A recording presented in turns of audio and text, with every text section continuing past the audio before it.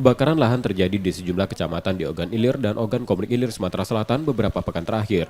Namun kebakaran belum berdampak pada peningkatan indeks pencemaran udara di Palembang. Pengamatan Stasiun Meteorologi SMB 2 Palembang, indeks partikular meter atau PM 2,5 mikron masih dalam kategori normal. Partikel debu yang tercatat masih aman dan belum ada potensi pencemaran udara yang signifikan. Kebakaran lahan di Ogan Ilir dan Oki dapat dikendalikan. Sementara asap dampak kebakaran belum terbawa angin hingga ke Palembang. Saat ini aktivitas masyarakat dan penerbangan masih normal. Di beberapa wilayah yang ada di Sumatera Selatan, seperti di Oki, di Banyuasin, memang itu sudah terjadi banyak kejadian kebakaran hutan lahan.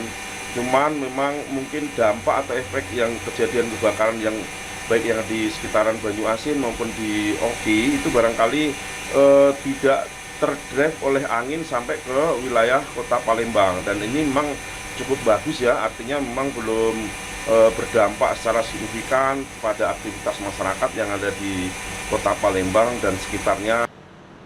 Data indeks standar pencemaran udara Kementerian LHK menunjukkan nilai ISPU di Palembang 31 atau masih dalam kategori baik.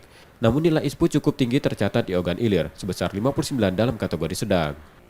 M. Rizky Nurmizan, Kompas TV, Palembang, Sumatera Selatan.